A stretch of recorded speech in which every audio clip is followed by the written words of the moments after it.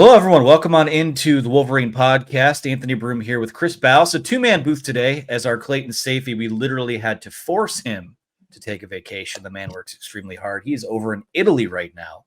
So two-man booth here today. A lot to talk about. Last week, we punted on a Thursday show.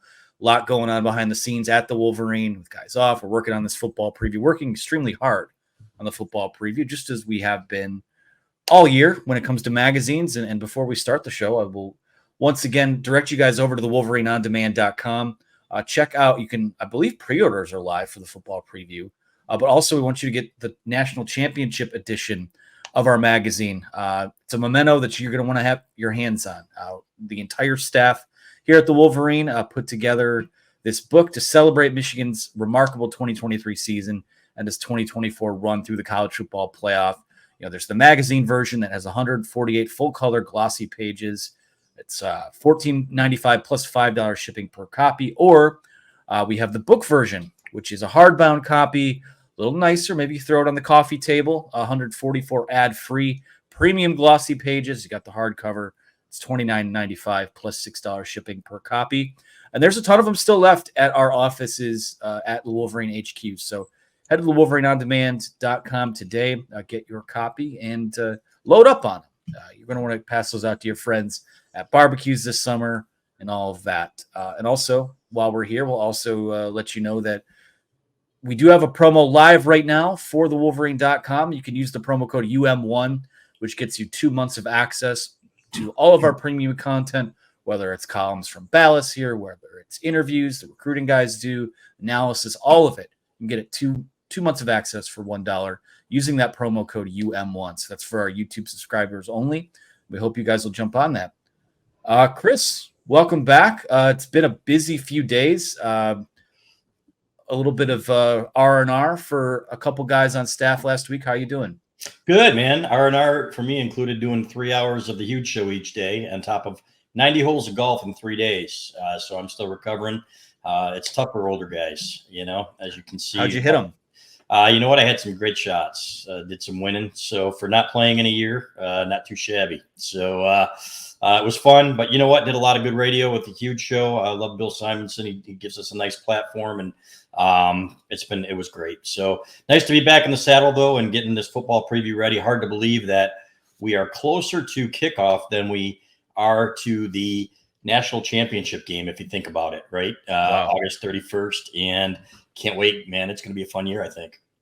Yeah, I think as of Thursday, I think the May 23rd kicks off 100 days to kick off. So we're right there. And it's funny how many people, how many times do you run into people this time of year and they're like, well, what do you guys do this time of year when there's nothing going on? It's like, this is arguably as busy, if not busier in some respects than we are during football season. So it is. Yep. And, putting that football preview together, it's a labor of love, as we've said many times. And, but if you do just a certain amount each day, and, it's certainly worth it when you see the finished product, kind of like the National Championship magazine. And we've had people ask us, to give them signed copies for their dads and stuff. And, that might be a once in a lifetime thing. It's been fantastic. So, you know what? I love it. It's all part of the gig, and we get to, get kind of the inside on the team and what's coming in the fall, and know the strengths and weaknesses. And that's what we talk about here.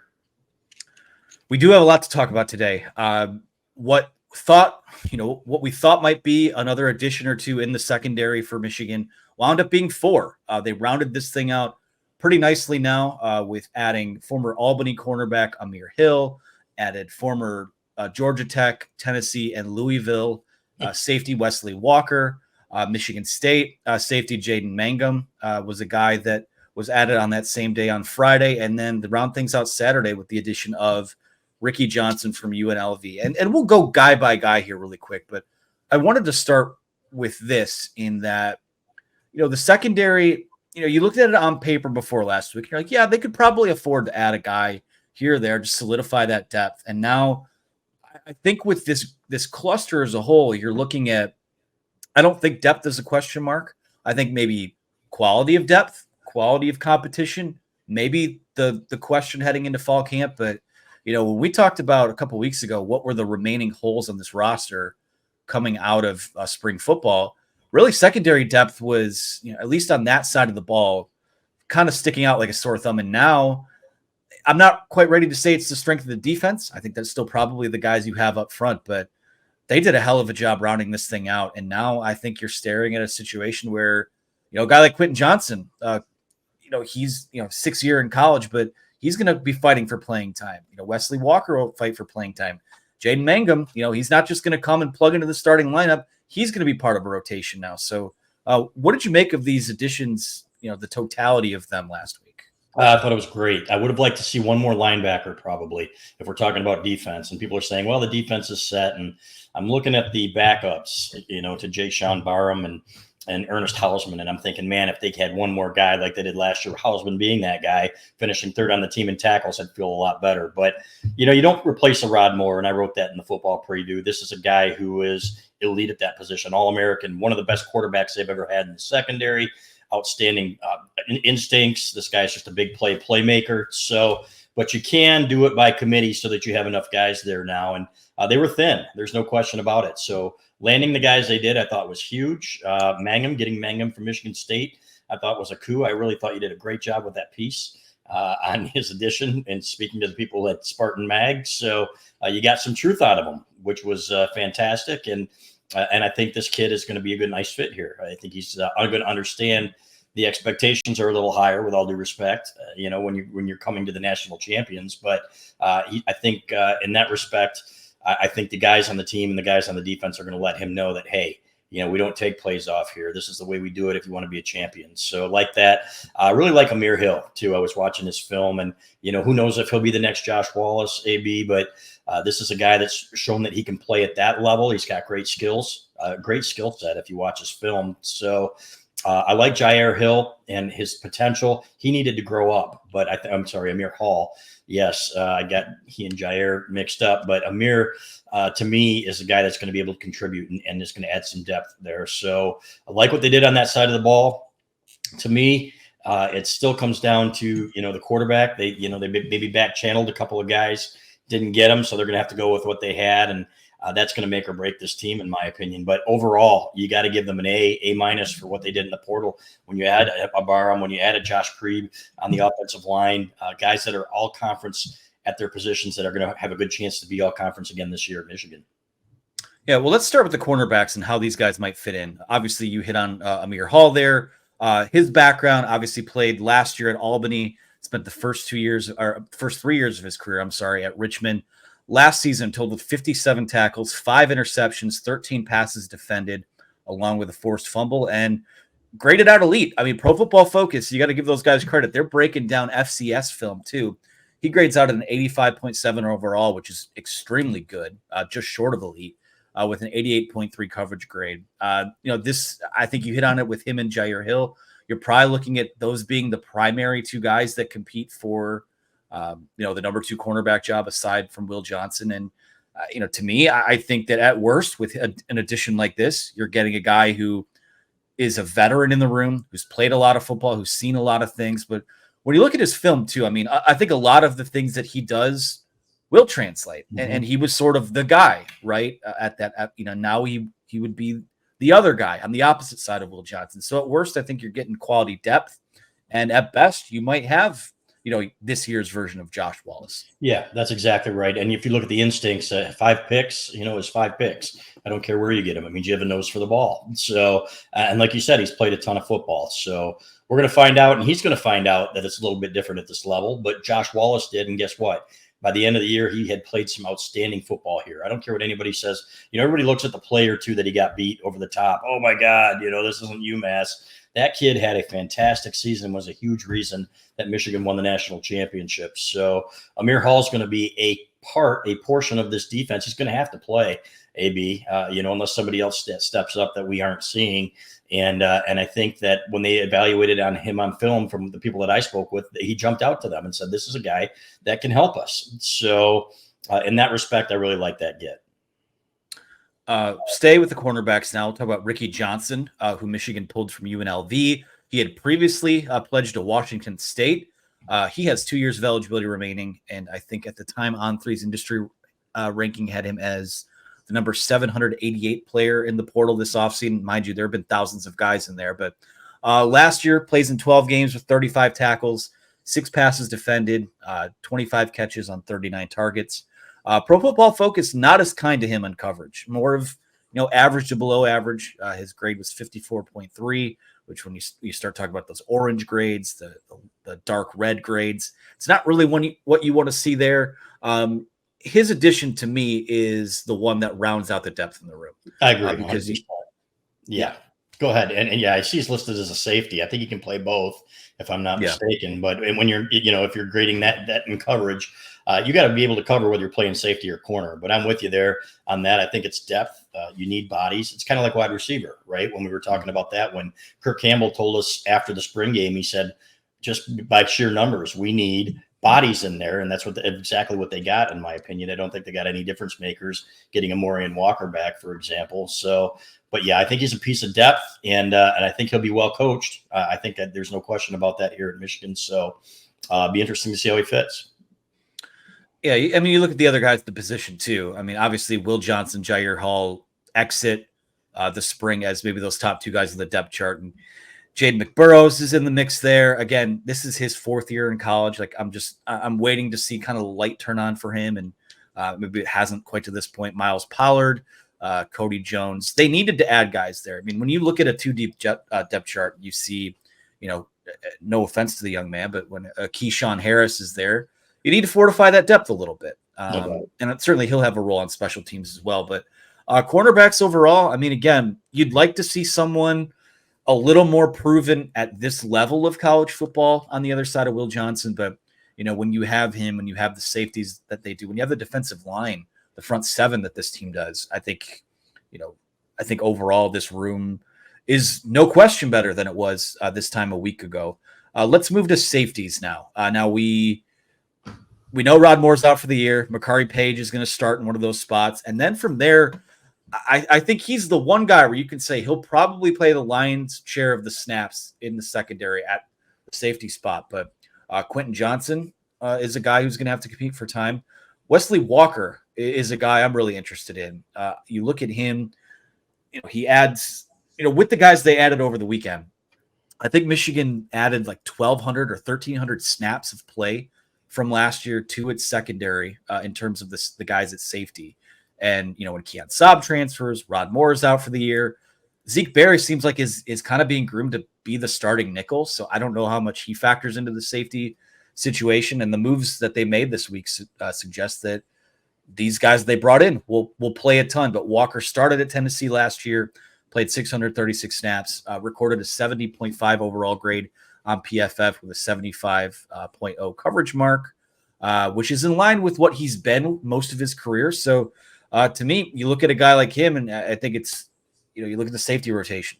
They played 4 guys last year that had at least 300 snaps with Rod Moore, Makari Page, Keon Saab, Quentin Johnson. They needed to add 2 guys with experience. And I thought that some people maybe didn't put as much of a premium on that being a need, but not only did they attack it, but they got quite a bit of experience to fill that role. And those guys get banged up too. No question about it. They needed bodies there too. I'd love you to do me a favor and look up and see how his PFF grade compares to Quentin Johnson and Makari Page from last year, because watching him play and watching his clips, I thought he had a great year. Really a guy that knows where the ball is, gets to the ball, and again, has played a lot of football. So I like what I saw from him. And to me, he's going to, they could have a hard time keeping him off the field. I thought Quentin Johnson played his best football at the end of the year, and that he continued to progress, right? And to the point by the end of the year, he was really, it was really an advantage having him on the field. So at the same time, now he's got some competition. So these guys should bring out the best in each other. You ready for this? I had this one queued up for you. Yep. Quentin Johnson was a 75.5 overall last year, 79.6 in coverage. And actually, both of those marks are the best among any of the safeties on the roster right now. So maybe Quentin Johnson being a little underrated. Makari Page, 74.1, also an extreme, maybe the most sure tackler on the team with an 86.0 tackling grade, 71.4 in coverage. So, yeah, I mean, I think they brought in a guy that is that caliber. I mean, that's if we're not thinking too hard about it, maybe that's just your starting three. And we'll talk about Mangum here in a second. But I think that addition is one that maybe isn't getting talked about enough because of what came a few hours after that. Yeah, I agree 100%. And again, he's played at the highest level, right? The SEC, Michigan, Ohio State, SEC. You're talking about elite levels of college football and played well there. So really nice pick up there. I think he's going to look good in the wing helmet. I think he's going to be one of those guys that, again, is going to be tough to keep off the field. But when you have three of them back there, that's a luxury. All right, well, let's address the elephant in the room then. The one guy who's left, Jaden Mangum. Joins this team now. He has 2 seasons of eligibility remaining. Last year at Michigan State, I just had the stats pulled up here. Where did I put it? Anyway, 53 tackles, 4 picks, 7 passes defended last season in East Lansing, which automatically made him one of their better defenders because that defense was absolutely atrocious. PFF graded him out as a 69.6 overall with a 64.8 coverage grade. 82.7 as a run defender, 66.2 as a tackler, and 54.8 as a pass rusher. This is a guy who, again, we're starting to see guys flip sides of the rivalry a lot more often in college sports in general because of NIL, because of the transfer portal. We're seeing it in the coaching ranks. Tony Alford comes over from Ohio State to Michigan, so it's not as crazy as it used to be. However, it's a little bit different sometimes when a guy comes from a program in Michigan State who we're not breaking any news here. That is you are recruited and molded to hate the Michigan Wolverines with every fiber of your being. And he knows that. He's a Beverly Hills, Michigan guy. Like I said, honorable mention, all Big Ten last season, and played some solid football. And to me, I think, when you watch him on film, you look at the way he graded out. He is a bit of a loose cannon.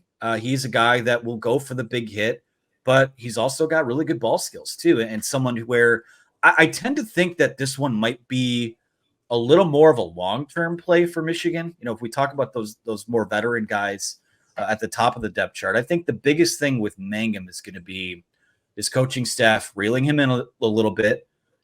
That pressure's off of you of having to be one of the better players. He's going to factor in. I just listed that, the amount of snaps that 4 safeties played last year. Yep.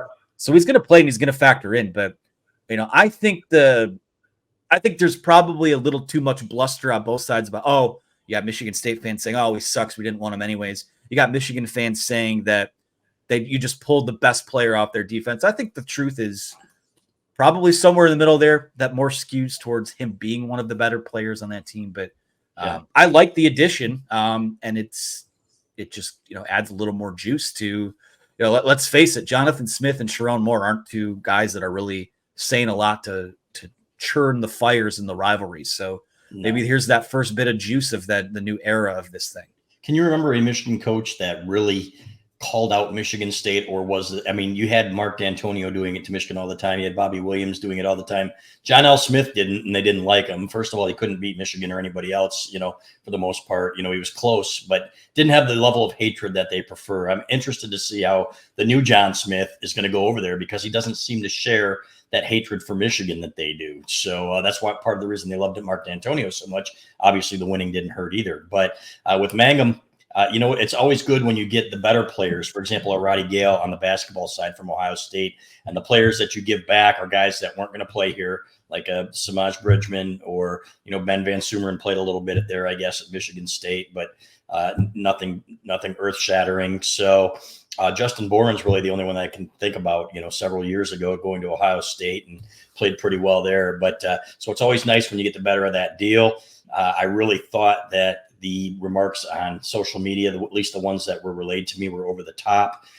This kid seems like a pretty good kid and looks like he's going to be a good fit here. Will be very, very interesting to see how he is welcomed back. I think, what is he, a junior? He'll be a junior, if I'm not mistaken. So, correct. So if he goes back to East Lansing next year, but hey, the kid can play. He needs to add some strength. If you look at his body, there's no question about it.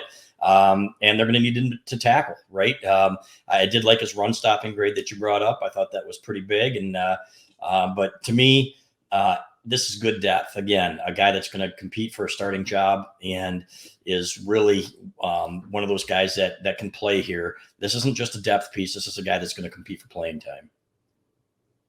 For sure. And again, with a Quentin Johnson, with a Wesley Walker. I mean, like I said, Makari Page is probably locked in there. But, even, when you go back and look at some of the things that Mangum himself said in spring ball, I mean, the new staff was up front with him saying that you missed too many tackles and we need you to bring it every single play. And we'll see if this Michigan staff can get that out of him. But the fact that he sort of self-admitted that that's something he needs to work on, again, I'm not really concerned about that because I don't think they're going to have to lean on him the way that a Michigan State would have to lean on him this year. So we'll see what happens with him. Also, best of luck, obviously, to Samaj Bridgman. They're excited about that. Chance for him to play and make his mark in the rivalry as well. Any other thoughts on the defensive backs and really just the transfer portal in general? It seems like this week maybe there could be some news at defensive tackle, but right. Any other smoke there? Not, just the Stephen F. I think the Stephen F. Austin kid is on campus right now, if I'm not mistaken. So, or at least was supposed to be the big defensive tackle. So, overall, like I said, there are a couple positions. I thought wide receiver would have been a bigger one. I thought one more linebacker, but it's been a net positive for Michigan again. And Jim Harbaugh started it. It's continued with Sharon Moore. They're doing a really nice job there, and it's only going to get better as they get more funding. AB, they still need to get some more money on the NIL side. And if you talk to the NIL guys, they will admit that, even though they've done a much better job, and I think they've got about 3 times the money that they had last year, at least just from the collective money. So that's a good start. So it's going to have to continue. But to me, these guys are doing their work and did a really nice job filling some needs. Well, another plug for our commemorative edition of the Wolverine magazine. 5% of the proceeds from that go to Champion Circle and Michigan's NIL efforts. So another reason for you guys to get in on that. You brought up wide receiver, which is a good segue into what we're going to talk about next. Over the weekend, Samaj Morgan had his football camp at West Bloomfield High School. I went out there and caught up with him for a little bit. And a couple things to take away from it. First and foremost, questions about wide receiver, questions about quarterback. It's been by far the most noise, the most talked about thing this offseason. And this is why I like Samaj Morgan. I'll read you the quote word for word from him.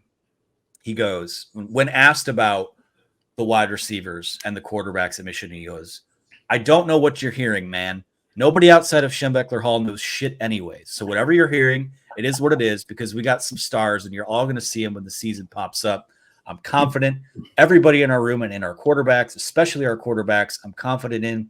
I feel like we can follow any one of our quarterbacks into the fire and we can throw any receiver out there when it comes to crunch time. When the season comes, you'll see a lot of people might think they know something based off seeing who left and all that, but they don't know shit. So you like to see a little fire from Samaj, who – my gosh, I know Michigan's PR, every time a microphone is in front of him, they cringe just a little bit. But I thought fairly emphatic sort of endorsement of the situation from him. I like him. I like that he's outspoken. And I remember at media day before the Rose Bowl and Ron Bellamy pulling him aside, Michigan's wide receivers coach, and saying, having a little talk with him. Kid had his sunglasses on, right, on a cloudy day. I think it was raining that day, as a matter of fact. And we're in a tent, in a dark tent. But there he was. And I think his parents are the same way, man. Samaj is Samaj. It reminds me of Steve Fisher back in the day about Jalen, when somebody would ask him about Jalen Rose. Jalen's Jalen, and Samaj is Samaj. This kid, but he brings it, right? He had the big mistake in the Rose Bowl, but as a true freshman, this kid provided some huge highlights, including the punt return against Iowa in the Big Ten championship game. He's going to be a gamer for them. I have no question that he's going to bring it on every down, and that they're going to have a real fun time trying to keep him from saying too much. But we'll see. I like the fact that he's defending his guys. I don't necessarily agree with him about the quarterback position, but you know what? I like the fact that he's putting in the plug for them and saying, hey, these are my boys, and we're going to be, and I'm 100% behind them. So they're still going to need another guy. Tyler Morris, I think Samaj Morgan are going to be really good at 1-2 guys, but they're still going to need another couple guys, whether it's Fred Moore or maybe a Morian Walker surprises, something like that. But I'll believe it when I see it. How about that? Well, I want to So he endorses the guys, right? But then he's sort of blunt afterwards about what they need about this from the starting quarterback, whoever it winds up being. And he said, he told us he has a good relationship with all of them. They all throw great passes, blah, blah, blah, blah, blah, right? Go read the article at the website. Yep. No free ads here. But I thought it was quite telling, and I'll read another quote from here. He says, I'm not trying to compare anybody to J.J. McCarthy, but he was a great leader last year. We all knew that we could just follow him. We all knew he was going to do his job. So that's what we need out of the quarterback this year. I'm not saying we don't have a quarterback that has none of that, but I'm saying whoever our number one is, he's going to have to show that we can follow him into the fire. That's what a lot of people on our team respected about JJ last year, and I was one of them, and I respected him because of that. Yeah. So on the same token, kind of lays it out like, hey, you better show in camp that you are a guy we can follow because the standard was set over the last few years. Yeah. Look at his eyes right there. And you can just see the confidence. And I would rather have it that way. I would rather have a guy that you have to talk down a little bit than say, hey, you can do this. Right. And they've had their share of guys like that in the past too. So confident, maybe a little bit cocky. Yeah. But I think he's going to make that leap from the freshman sophomore leap. That's going to be, he's going to make his impact on the team this year. I don't have any question about it, and anxious to see him again in the punt return role is a guy that can help there. They're going to need some help on special teams, AB, complement.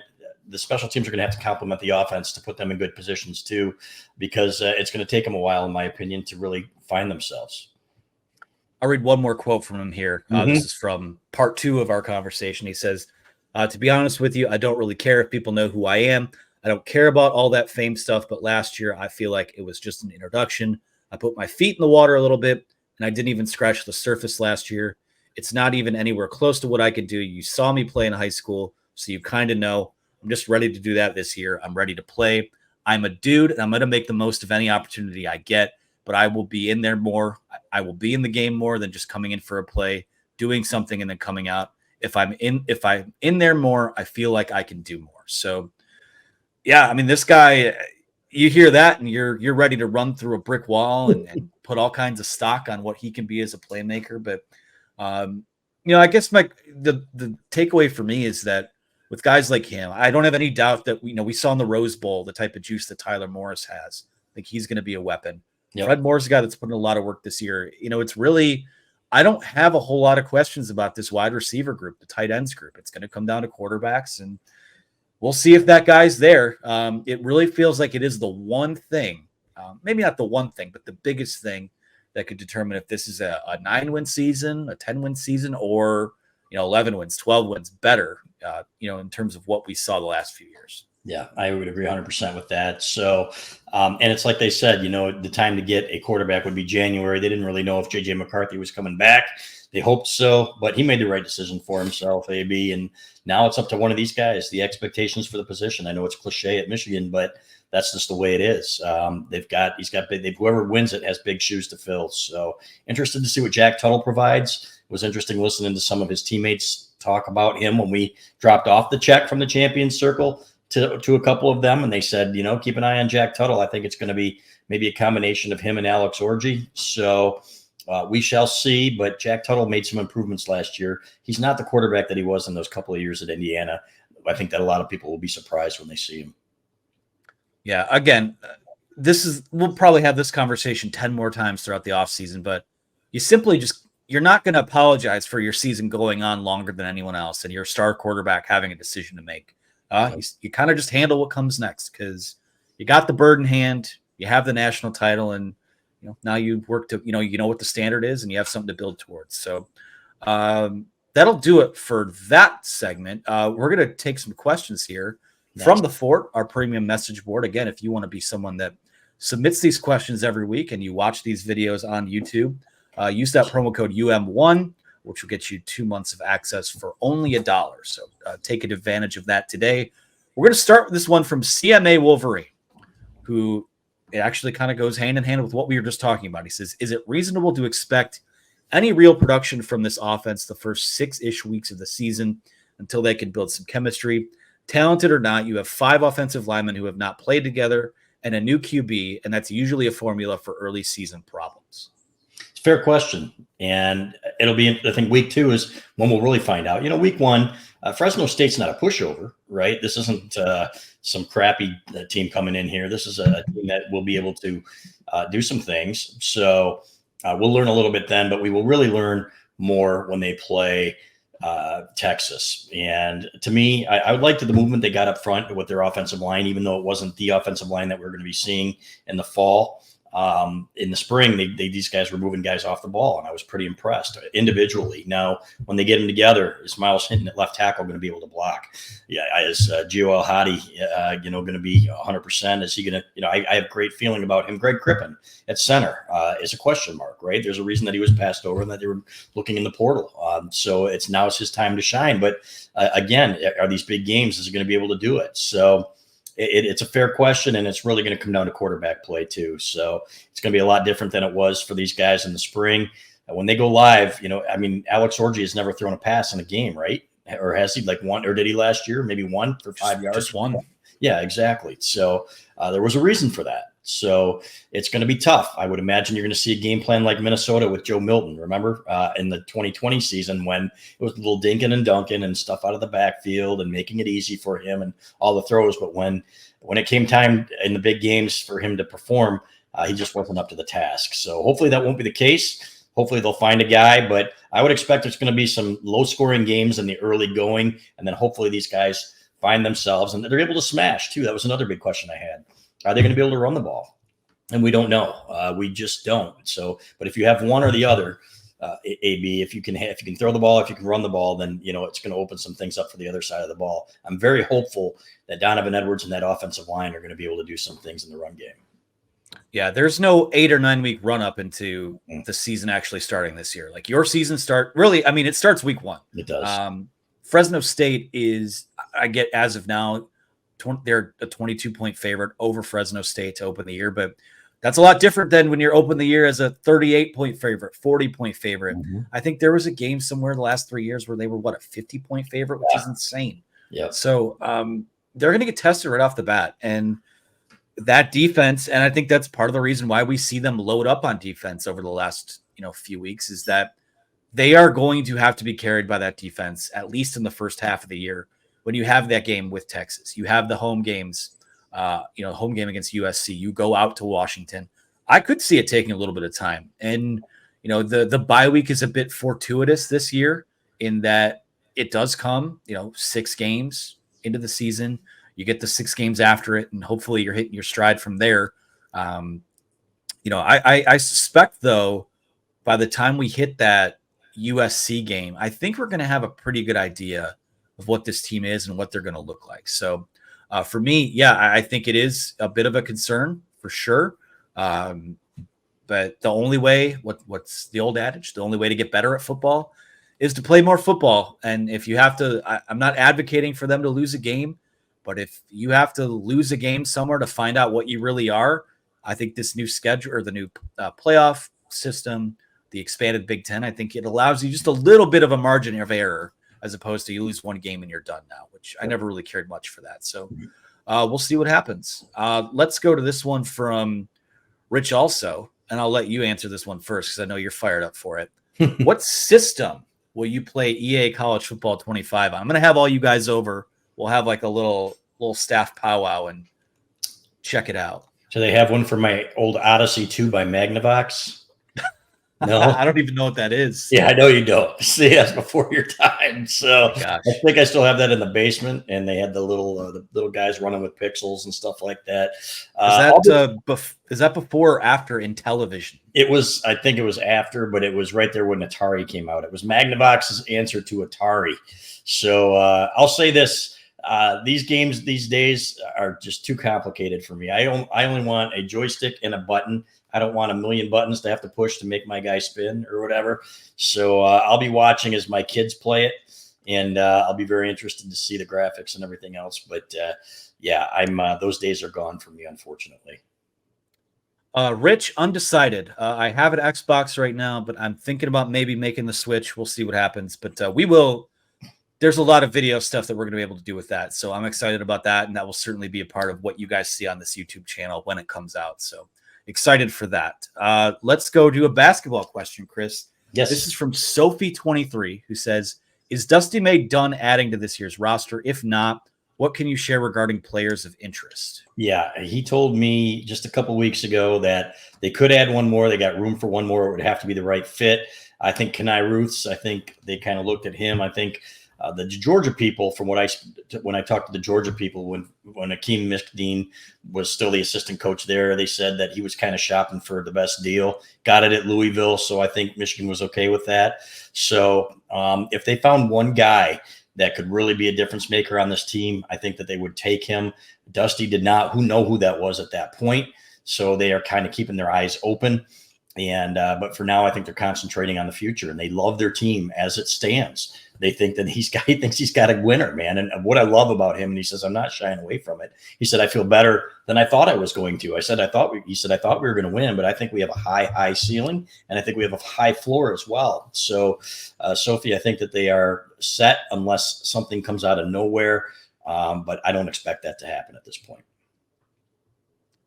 It's from our guy Sasquatch 616, who wants to know what would have been the most likely sport for you to have earned an athletic scholarship to U of M coming out of high school? Football holder, maybe. I had good hands. It could have been a holder, but I don't think it would have been like a George Morales type scholarship. The pity scholarship. George Morales was the long snapper that nobody really understood how he got the scally. I would be a holder. So. It's unfortunately size matters in just about every sport now, AB. So, whether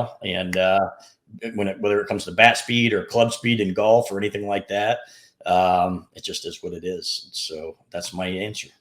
I can't even joke about it. I was one of the taller kids in like 8th grade or something, and then just stopped growing. So I don't know, maybe not a scholarship, but if they would have had me, I think I would have been a hell of an intramural. I am a intramural dodgeball player. Sorry, I don't know why I couldn't get that up. We do have one more from him that I'll end the show with. But before we do that, we'll go to Yellow Dog Gunner, who says, if you had the ability to schedule a home and home with any team in the country for this year and next, who would it be? I love Texas, man. I love the Texas rivalry. I think that's great. I can't wait to get down there for a game. LSU, I think, would be a fun one. I've always wanted to go down there to Baton Rouge and see a game. So those are two that come to mind right away. I'm trying to think of others. I think Washington was a good one because we haven't been out to Washington yet. This is selfishly from my point of view, venues that I want to see, but I would love to see LSU and see a game down there. But the Texas one really kind of does it for me. What about you? We might get playoff games down there now. Right. LSU. I was talking about this with a colleague of ours the other day. Fingers crossed for like a playoff game, Michigan at Ole Miss. Awesome. The Grove. Yeah. That'd be a good time. How about a home? Again, I always said that if I was a high school recruit, which as we established in the last question, I am not. But of my 5 official visits I could take, why doesn't everyone take an official visit to Hawaii? Yeah, great question. That'd be a lot of fun.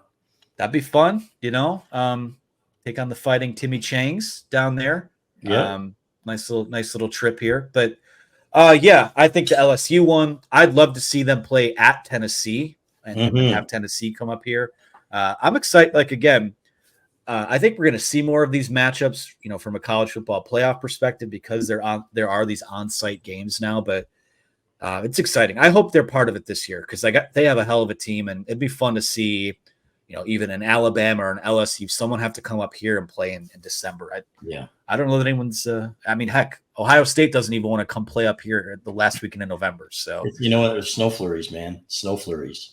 I know. I watched that game the other day, and I wonder how we even got to the stadium that day. It was just coming out. It was kind of bad, but it was bad on the way out. I won't lie about that, but they make it sound like getting in there was like an episode of Ice Road Truckers or something. But yeah, what will be their excuse this year, AB, if they lose down there? Who knows? I don't know. I think this would finally be the year where they're out of excuses, which is somehow even more hilarious. Yes. This was not on my list, but I want to take it anyways. From Sasquatch 616, He says, why isn't that slacker Clayton Safey going to remote in from Italy to record with you guys? If he's not going to give us footage of dunking a basketball, the least he can do is bother to show up for an hour while he's on vacation. And to that, I say, hard to disagree. He knows better. He's just joking, obviously. So we all work our asses off, and it's funny. There's very little downtime anymore. We get through May. June 12th is the production date, I think, for the magazine, the football preview, and we'll have June and half of July before the football meetings are here in Indianapolis. So we'll be heading back to Indy, which has been our second home. And then we pick right up August 1st with weekly press conferences. So it'll be here before you know it, man. But we have certainly put in the work this last year between scandals, and I put that in quotes for our listeners, scandals and national championship runs, 15 games, man. That's a long season. So, and I would expect, Anthony, that it's going to get longer because with both sports now being good, I think that you're going to see Dusty May and basketball do some nice things too. We're going to be much more invested in that. Absolutely. And all jokes aside, Clayton, well-deserved vacation. He'll be back with us, I believe, for next Monday's show. So we'll do something else later this week. We'll see what other news materializes, but that's going to do it for today's show. Again, appreciate you guys for tuning in. You could use that promo code UM1 over at thewolverine.com to get that 2 months of access for $1. It's what my colleague Clayton Safey describes as the best deal in America. So take care of that today. Be sure to like and subscribe. Give us a nice review wherever you listen, if you listen to the podcast version of the show. For Chris Ballas, for producer Megan behind the scenes, I'm Anthony Broom. Thank you so much for watching. Happy Monday, and we'll talk to you again soon.